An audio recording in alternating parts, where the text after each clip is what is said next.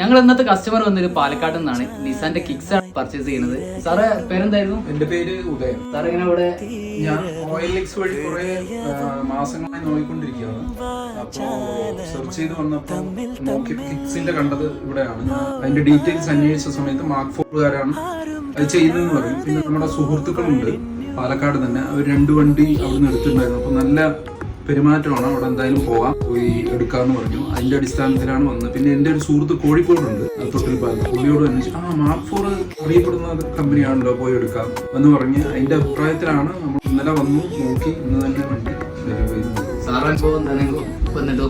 അത് നല്ല എല്ലാവരും നല്ലൊരു ഫാമിലി പോലെയാണ് ഇവിടെ കഴിയുന്നത്.